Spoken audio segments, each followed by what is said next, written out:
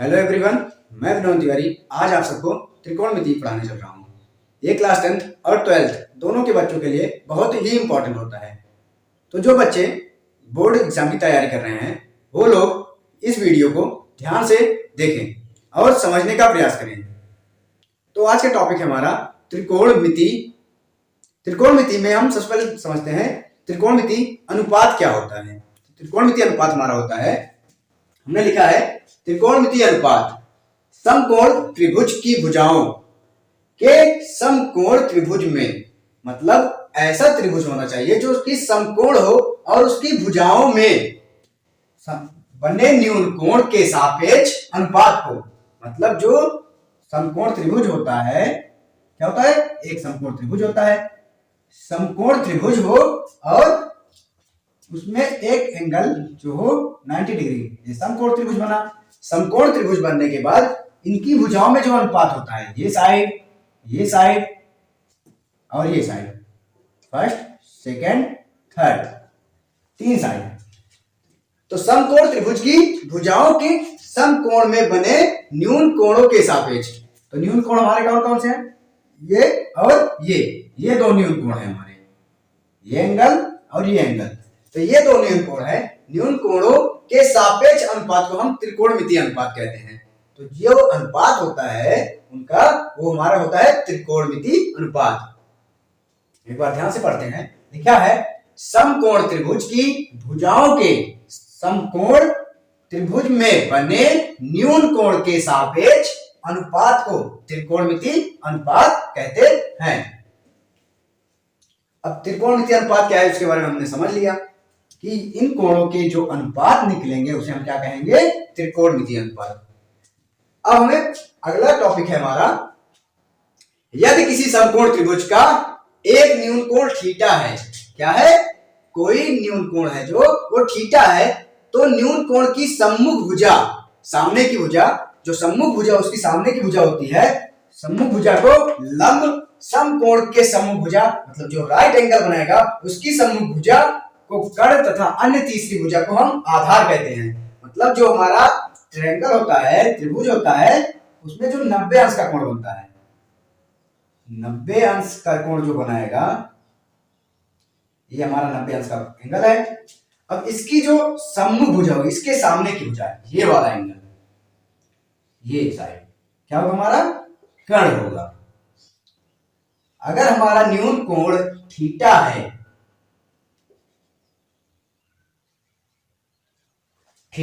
तो थीटा ये वाला एंगल है, इसकी सम्मुख भुजा ये है, तो ये हमारा क्या होगा, लंब होगा।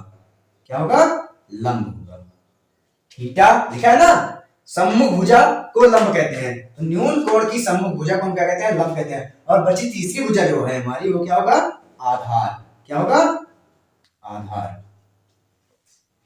तो हमें ये पता चला कि हमारा जो न्यून कोण होगा थीटा, वो हमारा उसके सम्मुख जो भुजा होगी वो साइड हमारी लंब कहलाएगी, और जो 90 डिग्री का कोण बनाएगा उस एंगल के सम्मुख जो साइड होगी वो हमारा कर्ण होगा, और जो बचा साइड होगा वो हमारा क्या होगा, आधार होगा। इस फिगर को हम इस तरह से भी बना सकते हैं।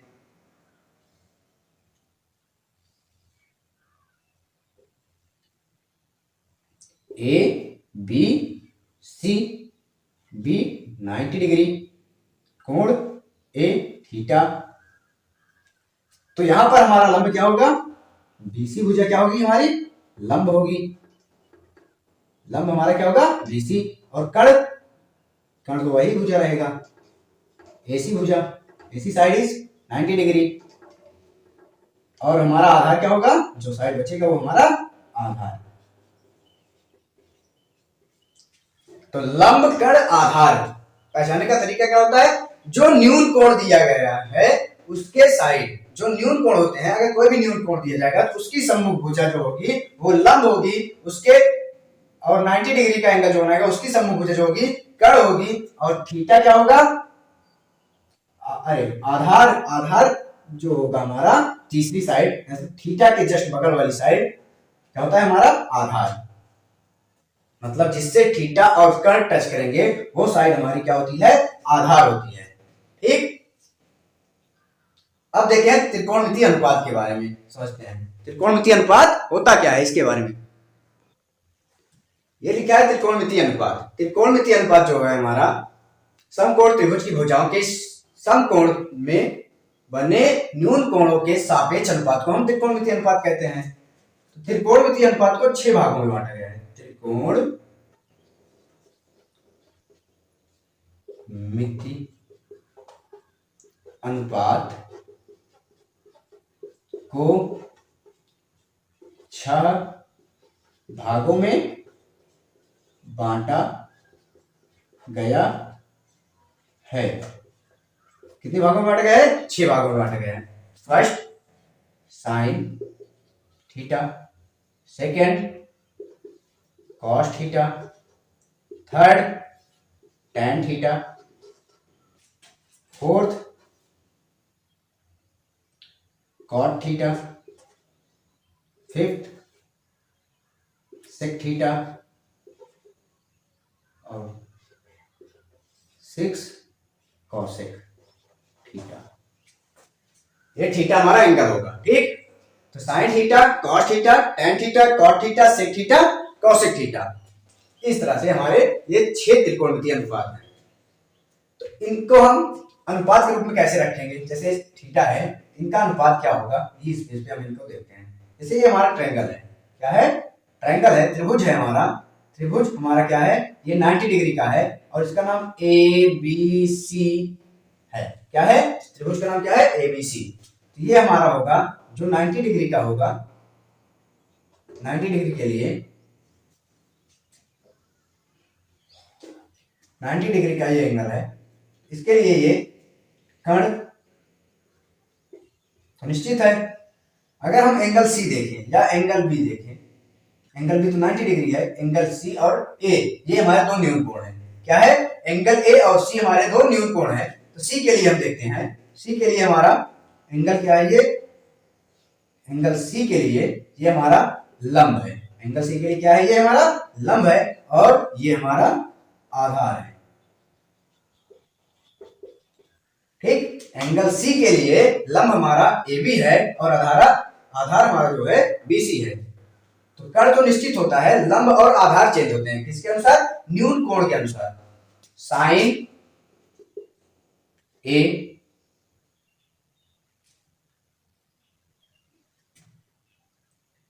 यहां पर साइन A के स्थान क्या रहेगा? Sign C। साइन C हुआ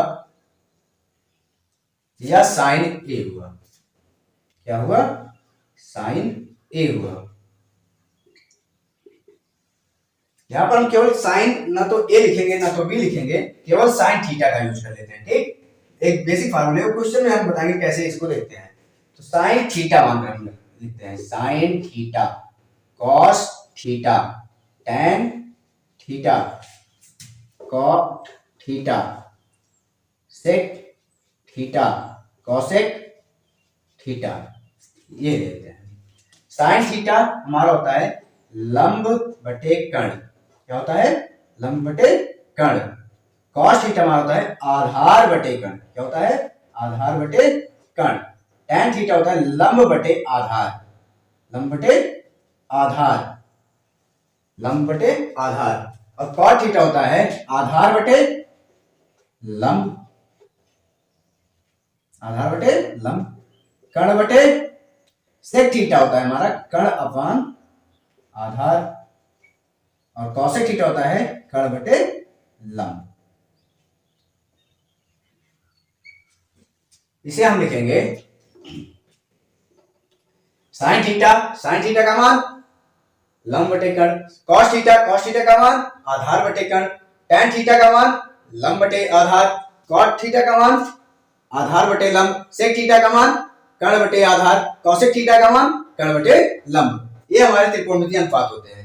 अब इस आधार पर हम कुछ प्रश्नों को हल करते हैं जिससे हमें और अच्छी तरह से ये समझ में आए कैसे हमें ये निकालना है, ठीक।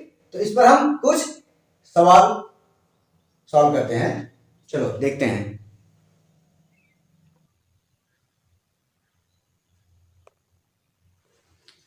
प्रश्न हमारा है, यदि किसी समकोण त्रिभुज में कोण भी समकोण है, कोई त्रिभुज है, समकोण त्रिभुज है जिसमें से कोण भी क्या है, समकोण है, तथा cos a बराबर 4/5 है, मतलब cos a इक्वल टू 4/5।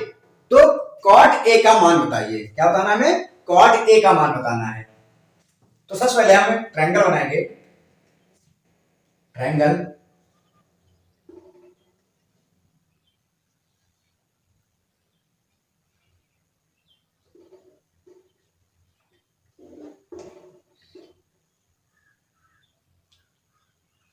तो देखो ट्रायंगल बन चुका है। cos a इक्वल टू आधार बटे कर्ण, ये फार्मूला होता है। cos a लिखा है यहां पर, तो a हमारा ये एंगल है, इसके लिए आधार हमारा क्या होगा, 4, मतलब आधार हमारा ये साइड है, तो ये कितना है, 4 है। और कर्ण, कर्ण जो कोण होता है उसके समूह भुजा को हम कर्ण कहते हैं, तो ये साइड हमारा कितना है, 5 है। 4 और 5, 4 5 है। तो हमें क्या पता नहीं है, लंब नहीं पता, लंब को हमें निकालना है। तो हम पाइथागोरस प्रमेय का यूज करेंगे, पाइथागोरस प्रमेय का यूज करेंगे। पाइथागोरस प्रमेय से लंब का स्क्वायर इक्वल टू कर्ण का स्क्वायर माइनस आधार का स्क्वायर। लंब हमारा निकलेगा, लंब को हम क्या माने हैं, ए बी, नहीं, लंब हमारा क्या है, बी सी, साइड क्या है, B C square equal to A C square minus A B square. ये हमारा आधार, ये हमारा कर्ण, A C square minus A B square equal to ये होगा हमारा 5 का स्क्वायर माइनस 4 का स्क्वायर। 5 पचम 25, 4 चौक 16, टोटल आया 9। तो ये हमारा B C square equal to 9। तो बी सी इक्वल टू क्या होगा, इसका वर्गमूल 3, तो बी सी इक्वल टू आया 3। ये हमारा लंब पता चला। हमें निकालना क्या है, कॉट का मान निकालना है। कॉट ए, कॉट ए बराबर होता है आधार बटे लंब। क्या होता है, आधार बटे लंब। तो ए के लिए आधार क्या है, 4, लंब कितना आया है, 3, तो यहां पर हम रख देंगे 4/3। ठीक, ये हमारा आंसर हो जाएगा। दूसरा क्वेश्चन है हमारा,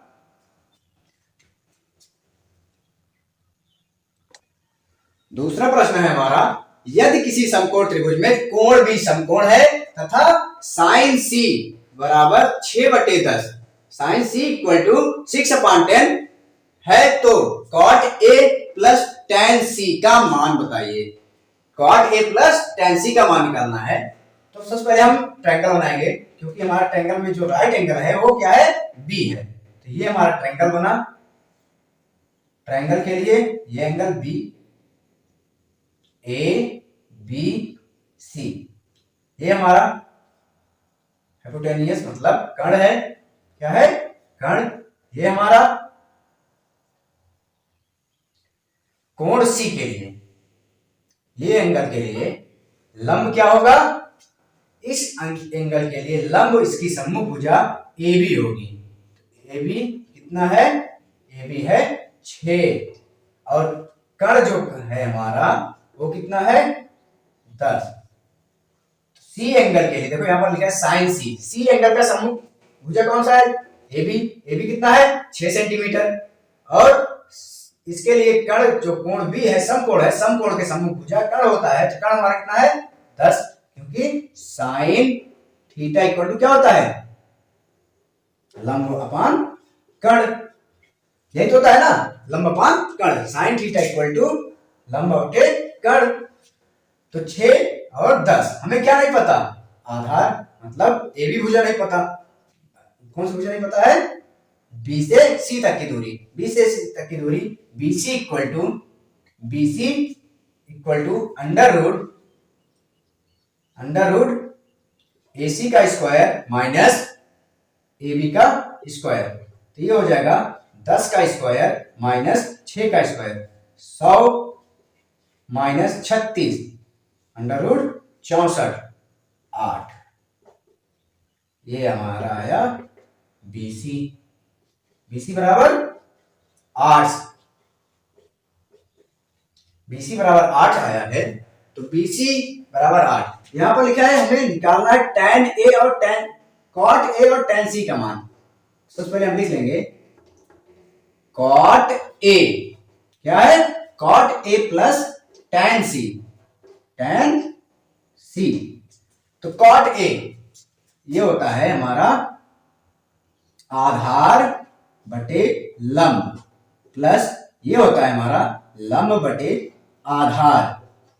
तो यहां पर एंगल A है, यहां पर एंगल C है, तो इसके लिए एंगल A के लिए लंब आधार बटे लंब निकालना है। ये हमारा आया है 8। कितना आया है 8। एंगल A के लिए देखो लंब कितना है 8 है, तो ये हो जाएगा आधार 6 बटे 8। क्या हो जाएगा 6 बटे 8। ये था हमारा 6 बटे 8 plus angle C। Angle C के लिए देखो लंब कितना है, एंगल C के लिए लंब होगा 6। लंब कितना होगा 6 और आधा क्या होगा 8। 6 बटे 8 मतलब ये होगा हमारा 8 6 प्लस 6 टोटल होगा 12 बटे 8 3 बटे 2। ये होगा हमारा आंसर।